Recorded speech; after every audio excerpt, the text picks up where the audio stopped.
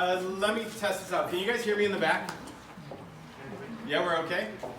Fantastic. Way to show off. Mr. Awesome. Mr. Awesome. Well, and people would come up to me, just when I got here, someone came up and said, well, are you nervous? And I said, no, I do this from time to time. I speak from time to time. And then someone else came up and said, well, are you nervous? I said, I'm okay. And someone else came, this is like the first 3 people I met, and they said, are you nervous? And I said, well, I wasn't before, but now I've got a nickname, and I've got a room of...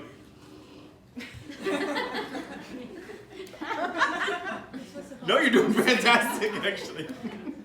We're all good, thank you. So, no, I feel fine. And today I'm going to be talking a lot about my journey as a father. Who in here has kids? All right, who in here was a kid? This is where I pay attention to people who didn't raise their hands. I promise I will pick on you later. Who's been a kid? Raise your hand. Okay, you guys are all safe. Okay, so I am a proud father of 3 little girls. But before I was a father, I was actually working with a lot of entrepreneurs in a leadership organization. So I would go around the world and I would facilitate meetings about leadership and how to set their goals. And a lot of it was about, what I learned from those leaders was how strong values determine strong leadership. And so the more I learned about it, the more I wanted to learn more about it. And I started reading and I started going to seminars. And then I started coaching on values-based leadership. So when I became a father, I said, well, here's a really cool opportunity to use my children as guinea pigs for my content. And we'll just see how they turn out. So, it's an ongoing experiment, so let me introduce you to them. Sorry, the path to being brave, mankind, and temporary insanity. We'll get into that stuff later. So, this is Alexandra. And Alexandra is 9 years old, and she is our sweetheart. She wears her heart on her sleeve. She's always trying to help people. Even if her 2 little sisters don't want help, she is always trying to help them out. And she's definitely my favorite. I'm mostly kidding. Every parent, anyone who's a parent, we know we have our favorites on a certain day, and the next day that can change instantaneously, right? We're honest. I thought this was authenticity. I feel a little judgment. Okay, fair enough. This is Alexandra. And this is Emmeline. Emmeline is 7 years old, second child, and she's very, very smart. A little bit too smart for her own good. Let me tell you a story that kind of personifies Emmeline. When she was 4 years old, Alexandra was 6 years old. I was upstairs and I hear crying downstairs. And so Emmeline comes upstairs and she said, Daddy, Alexandra bit me. And I said, she bit you? She's like, yeah. And she shows me her arm. And sure enough, she had bite marks on her arm, tears coming down her face. I said, Alexandra, come upstairs. Alex said, what, Daddy? I said, did you bite your sister? She says, no. In that attitude, no, Daddy, which probably happened. And I was like, sweetheart, I'm gonna ask you one more time, to be honest, did you bite your sister? She says, no. I said, go to your room. She's like, Daddy, what? And she starts crying. She's crying. It's like, I didn't do anything. She stomps into her room. And then as soon as she did that, I turned back, and Emmeline has a little smile. I look at her arm, and those are really small teeth marks. I hold them up. She had bit herself, come up with the tears, walked upstairs just to get herself into trouble. So obviously, I know what Emmeline is going to be when she gets older. She's either going to be the CEO of a Fortune 500 company or the leader of a gang. There is no in-betweens, I'm sure. We'll check in 20 years and see how this experiment is going. And this is Josephine. Josephine is 3 years old. And does anyone here have older sisters? You start to learn how to take care of yourself at that age, right? So, I mean, she just will come up to someone and she'll just walk up, hit them, and then just walk away. And I'm like, what just happened here? She's brave. She's my brave one, and she will always stick up for herself. And so these are my absolute angels. They're my life, they're my everything, and mischievous little devils. And so when I became a father, I started obviously thinking, well, father of three little girls. How am I going to be as a father? I don't know that much about raising little girls. And so I just started to say, okay, well, what kind of women do I want them to become? And I looked back on it, and I was raised mostly by my mother and my sister, and it breaks my heart if any woman doesn't feel beautiful. I want my girls to feel beautiful. I want them to have the confidence in the morning, confidence when they go to bed, and say, Daddy, I feel beautiful. And so I'm in a very interesting situation in Belgium. I'm American. We live in Flanders, so my girls go to school in Flemish, and they speak French with my wife. And so 3 languages for the little girls. And it's both awesome and terrifying that I am their source of the English language. They're learning it all from me. So I thought, well, this is a great opportunity, because what I get to do is I get to define what words mean to them. I get to define what beautiful means to my girls, and I chose 3 things. I chose brave, smart, and kind. That's what beautiful means. And so from when Alexandra was 4 years old, Emmeline was 2, Joey hadn't been born yet, I've been telling them that's what beautiful means. Pretty is something else. Pretty is temporary, pretty fades, pretty is for things. Beautiful is how you feel. So brave, smart, and kind. And why did I choose brave, smart, and kind? Well, I just thought about a lot of the bullshit that's going on in the world right now. For the amount of people that try to use fear to control other people. You look at politics, you look at media, you look at commerce. If you ever want to know if someone's really selling you, I bet they use fear to try to do it. And we use that as a tactic, don't we? I'm kind of doing it right now. Right? We use fear as a tactic. I'm tired of being scared. I'm tired of people trying to make other people scared. So brave is going to be one of them. The other was, you see everybody with their phones and their iPads and their computers, and they're just walking around like zombies. I want my girls to be able to think critically about things, not just be force-fed information. I want them to be curious. I want them to be adventurous. I want them to go seek out information to grow. Smart. Most important was, I'm tired of a lack of kindness. It's both the easiest one to do and the one that we find the least amount of in the world. I want them to be kind to each other, and just as important, I want them to be kind to themselves. For the number of times that we beat ourselves up over who we are, it's ridiculous. Confidence comes from being kind to yourself, and that's why I chose those 3. And so, as a father, I said, okay, I can raise my girls in one of 2 ways. Everybody has values. We could do an exercise that I would pull all of your values out of you, and values are established at a young age, from your parents, from your teachers, from your friends, from the experiences that you have in life. You gain your values, and they start to get firmer as you get older. So everybody has values. You might not know what they are, but you've got them, right? So as a father, I can say, all right, well, I'm going to be the best father that I can be, and my girls will have values growing up, but I won't know necessarily what those are. Or what I could say is, I'm going to be very intentional about what values they're given, so that they've got that foundation. And as they get older and as they meet other people, they're going to grow and have values of their own. Fantastic. That's great. But what we're going to start them with is the brave, smart, and kind. And the way that I explain it to people is to say, did anybody here not know Alice in Wonderland? Great. All right. So Alice in Wonderland, she goes down the rabbit hole and she gets lost in the forest. She's going down the forest road, and it comes to a fork in the road. And right then, she doesn't know which path to choose. And then the Cheshire Cat, the cat with a big smile, appears. She's like, oh, I'm so happy you're here. Can you please tell me which path to choose? And he said, sure. Just tell me where you're going. And she says, well, I don't know where I'm going. To which the cat replies, well, then your choice doesn't matter. Either path will get you there. And how true is that? If you don't know where you're going, how can you possibly make the right choices to get there? That's how I explain values. When you're at that fork in the road, your values guide you. You feel them, then they're in your gut. Your values will guide you if you know what your values are. If you don't, choose either path. Doesn't matter. This is how I explain to the girls. This is how I explain to people when they're doing their personal values or corporate values. These are decision makers. If you want to make your decisions with intention. All right, so I said, okay, well, these are the values I'm going to do with the girls, but that's not, you get to that fork in the road, you don't not you just know brave, smart, and kind, and then that's where you're going to choose. You have to figure out how you're going to do that. And so the very first thing that I had to do with the girls is to be able to define what that meant. And when I started this when they were 4 and 2 years old, really had to dumb down those versions of what brave, smart, and kind meant. And so for brave, I said, it's okay to be afraid. You still need to do it, whatever it is, anyway. It's okay to be afraid, do it anyway. Smart, make good choices. For a 4-year-old, that's the best you're gonna get. Make good choices.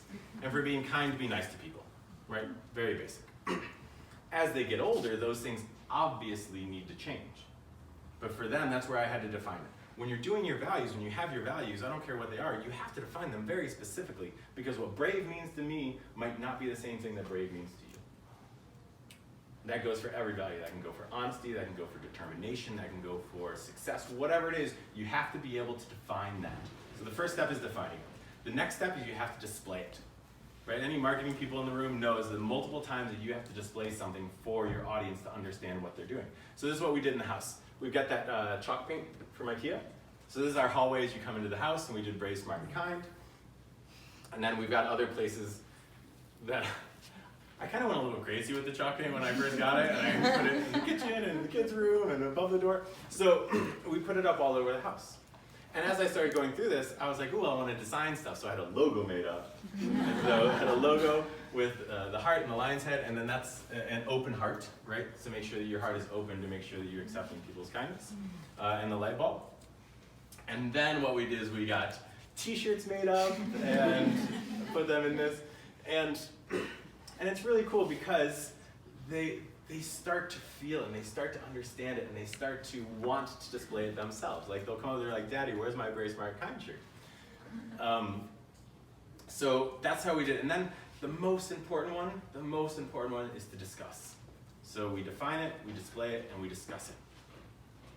This is the bread and butter. This is what really makes the difference. So when the girls come home from school, typically when kids come home from school, your mom or dad says, all right, well, how was your day? And you get the answer, fine. It was a fine day, right? And that's about, if you're lucky to get anything more, then congratulations. But that's what people typically get. The first thing when the girls get into the car is I say, were you kind to anyone today? Tell me that story. Was anyone kind to you? What were the smart choices that you made? Did you learn anything today? What did you learn? Or what does that mean? And it doesn't happen all the time, but were you brave? Was there anything that you were scared of today that you had to take steps to overcome? And it's awesome because as I started to do that, it was all me. I was just pushing it to them. Now what happens is they start to come share the stories with me. They just get in the car and they're like, Daddy, I was so kind today because Angela fell down and she was crying, so I went and got the teacher and I helped her out. Awesome. Daddy, one of the older kids took our ball and I didn't care. I was brave and I just went up to him and I took it back. That was Emily. So, of course, right. And so they start to discuss these things. And it's incredible because what happens is we're building trust between us. We're building a language. We're building context for conversations that otherwise I don't know that I would have been able to have with my little girls. They get to talk to me about being afraid. Daddy, I'm scared to go to school today. That comes up. Why? We have the conversation about it, right? They would come in and say, you know what, Daddy, I don't know that I'm smart enough to take this test today. All right, well, what's the definition of smart? We have to go back. It's not knowing things, right? It's making good choices. Are you trying your best? Are you studying? Are you asking for help? You're doing all of those things. It comes back to the definition of the values that we use. And because we do it on a regular basis, it becomes okay, right? And once you start talking about it, it starts popping up everywhere. As soon as I started doing Brave, Smart, and Kind, this was on one of the classics. Does anyone not know this movie? No one is scared to raise their hands, aren't you? Right? It's a little bit older. This is Wizard of Oz, right? And Wizard of Oz, as Dorothy gets lost, she meets 3 people along the road, right? She meets the Cowardly Lion. She meets the Scarecrow, who wants to have a brain. She meets the Tin Man, who wants to have a heart. It comes up everywhere. Who knows this movie? It's one of the Toy Stories. Which one is it? 3, 4. I knew the answer, but I just wanted to see who the crazy Disney lovers are. And you won. We'll get you a drink afterwards. Right, so this is Toy Story 3, and this is where Andy, the character, is going off to college and he's giving his toys away. And in this, I was watching this with my girls, and he says, this is Woody, right? And this is Woody, and he's been my pal for as long as I can remember. He's brave like a cowboy should be, and he's also kind and smart. They notice that now, and they go, Daddy, look, they did it. It's everywhere. I was watching a Game of Thrones episode, and it was on there too. When Lady Brienne gets knighted, they say that you need to be brave, smart, and kind in that. It is everywhere. Watch a Disney, watch a princess movie, watch Cars, watch whatever it is, read books. Harry Potter. Harry Potter fans? Right? In that, right? Harry is the brave one, Hermione is the smart one, and Ron is, he's kind of useless. Like, I mean, can we actually agree on that part of it? But he's a loyal friend and he's kind when it comes down to it. It's everywhere. And so you have to be able to discuss these things. And luckily, because I started them at such a young age, I get to see how they interpret it and how they bring it back to me. All right, and so now that's values with my daughters. So obviously, I have perfect children, right? They never do anything wrong. There's no fights. There's no stealing of anything. Emmeline. But what they do, like, there are downsides to this. The one I already mentioned is Alexandra, the oldest. She was having trouble for the past 2 years in math. She would come home and she just wasn't getting it. We'd try to get her to do her homework, and she would just start crying immediately when we said math homework because she wasn't feeling confident enough to do it. So I sat down and had to have a conversation with her. We had many conversations, and the conversation went just like I said. Sweetheart, it's not that you're not smart enough to do math. The smart is making good choice. If you're having a hard time, what should you do? I should study more. Yes. That's the smart choice, right? So defining it not as the knowledge that you have in your brain, but how you do your choices has made all the difference in the world, right? So back to the Emmeline story when she was biting. She came up, that one was actually a little bit of a doozy for me because I had a hard time with that conversation after because I went up and I said, sweetheart, was that brave? No. Was that kind? No. Was that smart? One could make the argument, she thought it through, she made the choice to do it, and here's the thing that I learned about values is they don't operate all by themselves. No worries. That's all right, I'll definitely call on you later. Right, these values don't operate in a vacuum. Because here's what happens is, who here kind of knows what their values are? Anyone done some sort of value exercise? All right, so here's the thing is, you look at your values, and a lot of times you can measure your values by the things that you've done that you've been really good at, right? Things that you take pride in. And, at the same time, your values can also lead you right off a cliff. Let me ask you this question. Everyone who's seen my presentation before, don't answer, but if I asked you which way does a tree fall, what would you say? Which way does a tree fall? The first answer always is down. Yes, when a tree falls down, which direction it falls, a tree falls whichever way it leans. Whichever way a tree falls is the way it leans. I don't care where you cut that tree, it's going to fall the way that it leans. We're the exact same. People fall in whichever way we lean. Who here has something along the lines of a value of determination? Who are the determined women in the room? One. So we have 2 determined women in MizBiz. All right, 2 determined women. Have you ever been accused of being stubborn? Ask my husband. Yes. With my wife, yes. Right? Now, how many people have honesty as a value? Who thinks that honesty is really important? Anybody, when you get stressed, have you ever been accused of being rude or too direct? Yes. We go the same way that goes, right? You fall in whichever way you lean. Because that value comes from your gut. You just want to act out of instinct for it, right? And so when your value goes, every value you have, if taken to an extreme, becomes a negative value. And I ask people in the room all the time, like when we do values exercises, they write down their values. I say, who wrote down a negative word for a value? Nobody raises their hand. They're always positive words for values. But that doesn't make sense because we've already said that our values help us in our decision making, right? So if all of your values are positive, that means you make all the right decisions? Of course not. Of course not. It's when those values get taken to an extreme that we start to make bad decisions, but it's still based on our values. Different sides of the exact same coin. So here's what I realized about values is it's not just okay to have a singular value. What you need is the other values to help you out in those cases.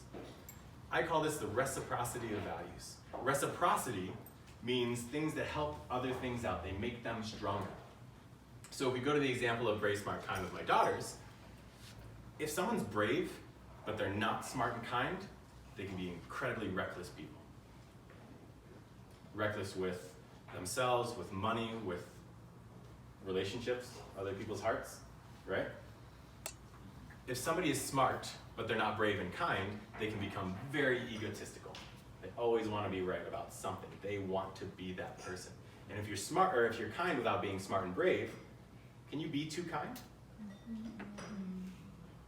If you don't think about things through, if you don't think things through and you don't have that bravery and you're too kind, you can get walked over very easily. It's very easy to take advantage of kind people. But if you have the reciprocity, if you have those other values backing you up, then what it becomes is, if you can be brave, right? But it also can come with compassion. And it can come with wisdom. You can be smart, but it's courageous and it's thoughtful. And you can be kind, but it's confident kindness and it's meaningful kindness. So once you have those three things, that's what's added to the conversations that I have with my daughters about being brave, smart, and kind. Emmeline came home one day and she got in the car and she just was looking at the ground the entire time. Like, sweetheart, what's wrong? She said, Daddy, I wasn't brave today. I said, tell me what happened. She said, all the kids at school told me to climb up to the top of the slide and to jump off. And I didn't. She was so sad that she had to come home and tell me that she wasn't brave. And I said, so sweetheart, so let me get this straight. They told you to go up to the top of the slide and you were scared to jump off. Yes. Why were you scared? And she gives me like this duh look. I would get hurt if I jumped off. And I said, okay. So you thought about it and you made the smart choice to not jump off the slide. And she was like, yeah, I did.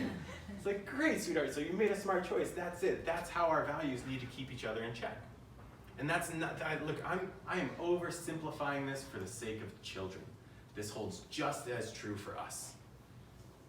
Just as true. When you have your values and you start to see yourself going down that negative path, start to see if your values are the ones or the things that are taking you there. It very well could be. And then you just have to pull it back with one of your other values. And so the reason why I talk about brave, smart, and kind, the reason why that logo is in a triangle is because that's very specific to hold the other ones up. It has to be reciprocal for that to happen.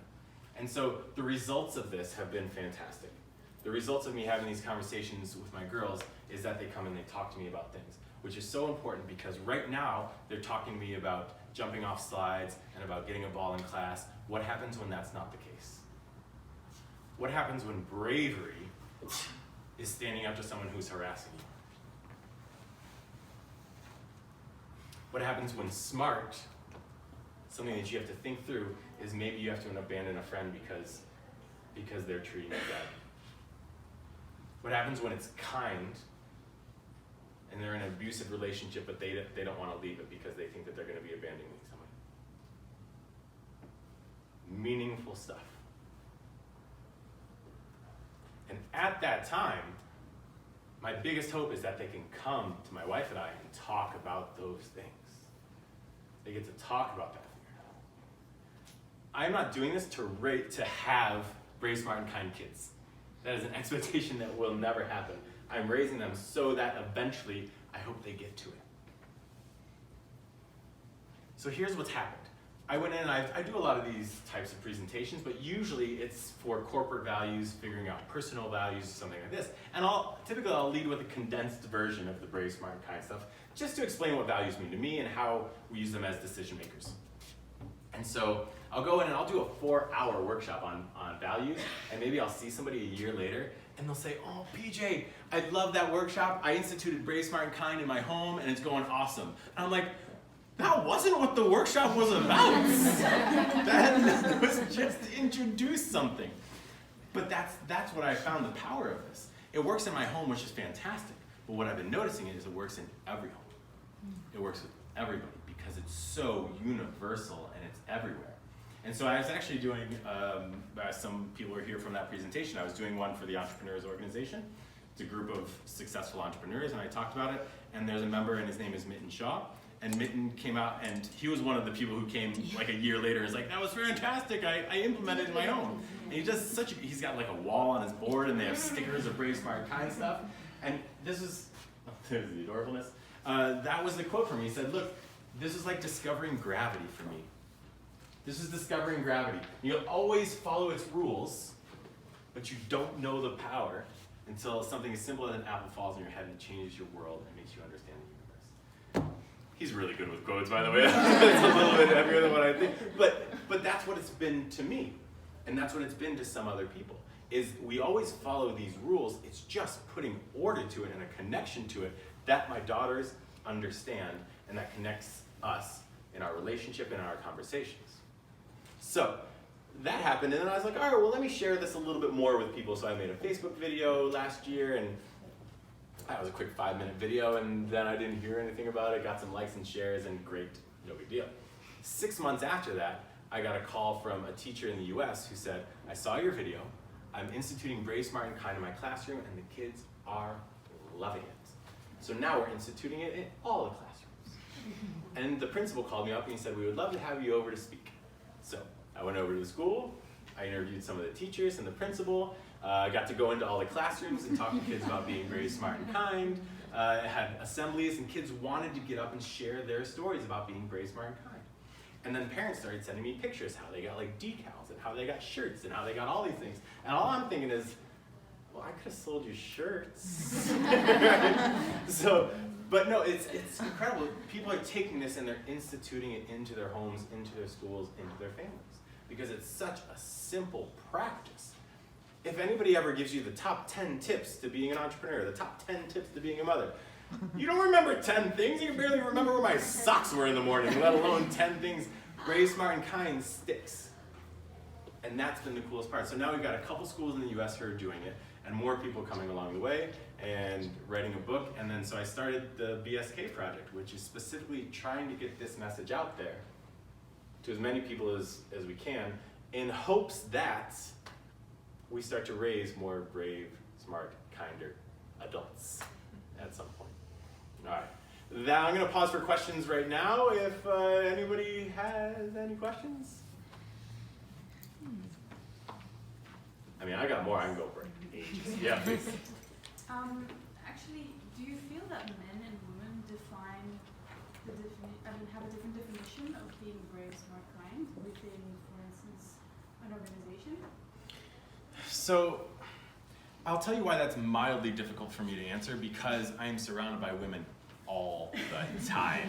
So I might have a slightly feminine side of that. I was asked the question once, I was 20 years old, and a woman who was in a group like this, and she sat up and she said, why are you proud to be a man? And I was like, shit. I stumbled, I couldn't come up with an answer. It wasn't until 5 years later, a long time I thought about this question, that I thought there was the assumption that because I'm a man, I felt proud. I didn't even think I didn't even consider it. I was like, why do I have such a hard time with this question? Am I a proud person? Yeah. Is it because I have a penis? Not necessarily, right? So in organizations, I've seen it like that, where there's stereotypical male, stereotypical female ones, but I'll tell you this, the leaders that I've worked with the most, no difference.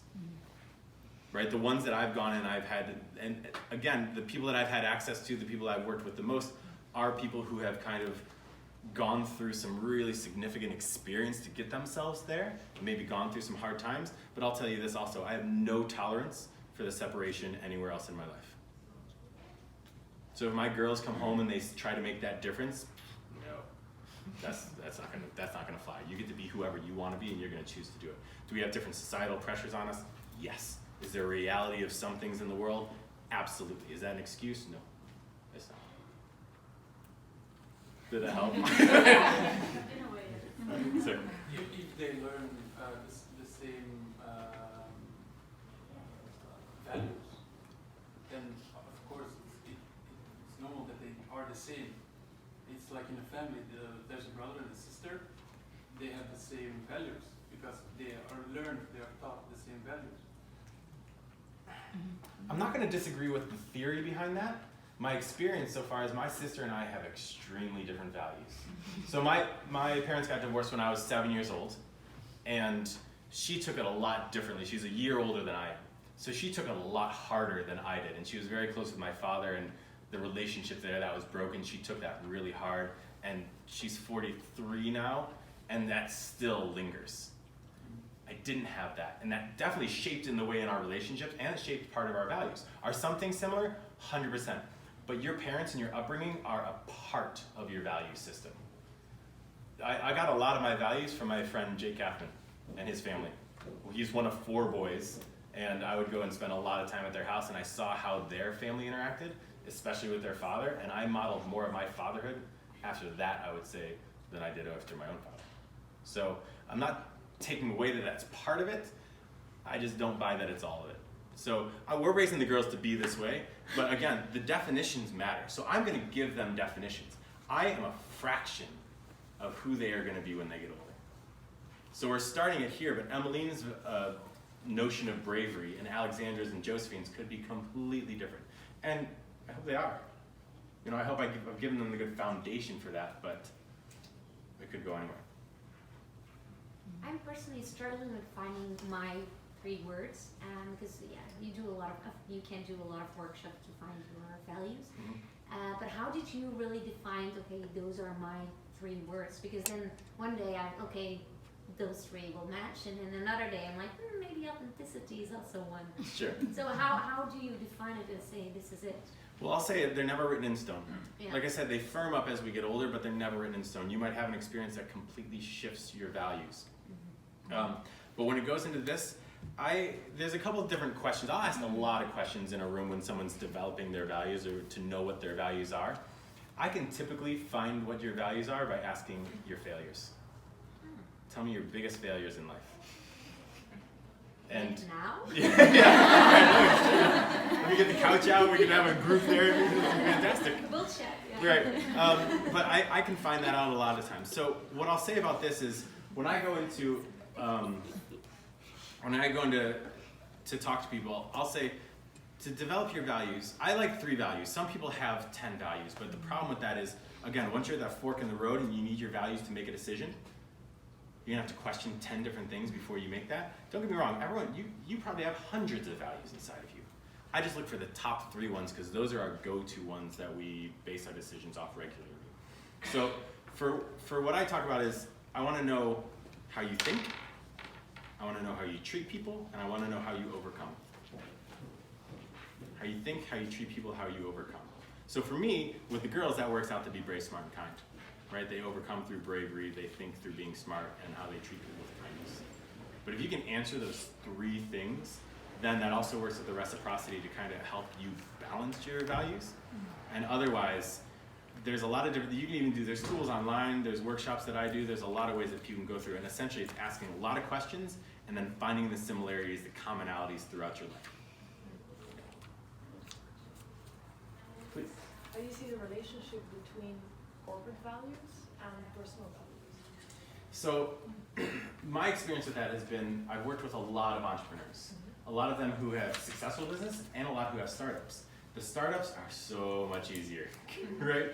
Because the entrepreneur breathes their values into the company, and then anytime you bring somebody in, you get to measure them on values. As values work into the corporate world, I'm of the mind that they should be in your interviews, they should be in your evaluations, they should be in your promotions, they should be in your marketing, in your client meetings. Every time you go into, before you agree to work with a client, you should say, here are my values, do we agree? Before I go into the client, one of my business values is honesty, right? I need to be 100% honest with you, and I need you to be 100% honest with me. If we don't have that agreement, I don't want to work with you. And I'll say it like that. So they say, oh shit, he's really serious about this, right? that I go into, and then that gives me liberty throughout the entire relationship. If I ever need to be honest, I've got my pad of paper in front of me. I always slide it to the side and say, remember we had that conversation about honesty? This is when we need to have it. This is going, whatever it is. So with personal values in that, a lot of times it comes from leadership of that because they're the ones who are reinforcing it.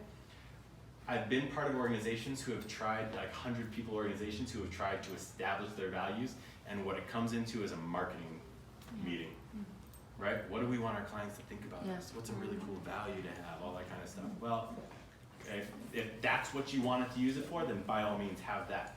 If you want to have a company that lives up to the core values, who really works through that, then you have to make it intersect with every single part of your organization and have to do it like that. But here's the thing is, if you're part of a company where their values don't somehow align with your personal values, you won't last long.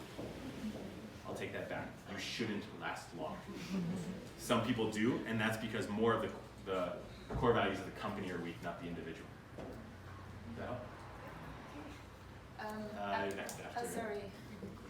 I was wondering, when companies they do these workshops around values, do you feel they can also put aspirational values? Like you could say like, okay, if we just think how we work, how it's read, and we are very client focused, but maybe there might be something that they are not, but they want to be. Do you think that's fair, or do you think no, you should really think about how you operate, and that's kind of. Yeah, and so I get onto a lot of that. It's you have your values that are in the company currently, and you can have your aspirational values. I say let's talk about the aspirational values, but let's not do them. Okay. Right? That's not what you're going to be creating that core out of. If you want to become something, why haven't you already? Yeah. It's just not. It just hasn't come natural to you, and that's fine. That's fine. There's other things that we can figure out that are part of your core values. And sometimes, I mean, the core values, there's not that many core values, to tell you the truth. There's really cool words that you can switch from those core values. But I've done this exercise. I have a list of 640 values. And I went through all of those values, and I would put a B and an S and a K next to every single one of them. They're there. I've challenged people, try to find a value that isn't brave, smart, or kind, or a combination of two, because some of those are. It has covered everything. And so in that, if someone says, well, this is my aspiration, what I try to do is turn that conversation back into what they are and have them appreciate it. It's kind of like doing a DOS, a dangers, opportunities, strengths. They're all tied together, right? The dangers become opportunities, and then you use your strengths to cure them. So maybe one more question, and then we'll break for dinner, but I'm sure PJ will be happy to take individual appointments. Happy to, of course. Especially if we want to talk about failures, I guess. Agreed. Yeah. So one more question. I think there was one more. Well, how do you find a balance between the three of them? Because The daughters are the values. yeah, it's more in kind because I have a small company and I work with clients day to day, but it's like sometimes it's so hard to just even get the client to sign the contract, to get them to work with you, and then all of a sudden you have to be like brave, because otherwise sometimes you have to say stop to the client, but it's not always really easy because they have to pay you, and sometimes you get like strung up in it because they just keep wanting more, but That's agreed. you just want to keep being kind, but you also want to make some money. So I've been there. yeah. Yeah, and here's the thing is, there's a couple things that you said in there. The first part is the easy. Living intentionally isn't easy. The number of people who live on accident, they do that because it's easy. Leadership, I would do leadership exercises all the time, and the first thing I see is leadership sucks. Anybody who is sold on the point is like, hey, you're getting a promotion into leadership, and you're like, yay, congratulations. Nope, it's everyone who's in the club, and we're like, hey, this sucks. Hey, let's bring more people into our sucky club. That's what that is. It's leadership. It is cool. Don't get me wrong. Like, you get to use your imagination and all. You get to determine direction, and it's one of the hardest things that you can do. I had a client, and I went and did an event, and this is a very high-profile client. They were paying me a lot of money. It was the first time I was going in, and they said they were doing something, and there was a corporate team, and there was a non-corporate team. And there was definite friction between them. And the theme of it was teamwork. The theme of the event was teamwork. And they were battling, and it came to the end of the thing, and the executives were all huddled up talking about something, and they were talking about, you know, how they had won the competitions, but they don't want to make the other people feel bad and all this kind of stuff. And I was like, sitting in the back of the room, I was just saying, please don't ask for my opinion. Please don't ask for my opinion. Because I promised them we would be honest with each other. And they said, PJ, what do you think about this? I was like, and I took a 5-second breather. Like, they must have thought, that's a long time to breathe. They must have thought I was a little bit crazy, because that was my voice. You want me to be honest, right? Yes. You guys are doing this completely wrong. There's nothing about what you're saying that's matching up with what you're doing. People don't respect you because you're not acting from your values, you're just using it as a marketing tool. And they were like, How dare you. I've done 6 events over the past 2 years with that client. And it was because, very specifically, I lived up to that authenticity. I told them what they were going to get, I delivered it, I knew exactly what I wanted to go in. One of the hardest things as an entrepreneur, especially in your early years, is firing clients. If anyone's ever fired a client, it's the coolest thing in the world. I'm sorry, our values don't match. This is going to be the last time we work together, when they're paying you the money. You know what that does? It makes them want to pay you more money. You live up to that authenticity. So don't get me wrong, it's hard, especially entrepreneurship, even more so because you've risked it, and that's the brave part. So congratulations, first of all, on doing that. And trying to measure them, trying to balance them isn't going to be easy. Define them first, make sure you know what you're talking about. Remind yourself all the time, and then just openly discuss it as often as possible. People are going to know exactly what you expect, and they're going to work with you because of that authenticity. All right. Thank you very much.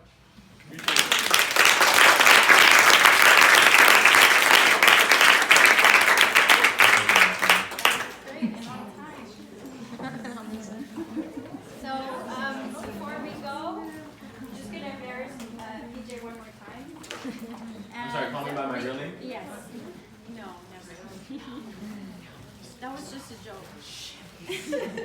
So we got you a little present that I'm actually going to show everybody. If I can. So, we got you a MizBiz mug. That says, "Hi, I'm No PJ, way. also known as Mr. Awesome."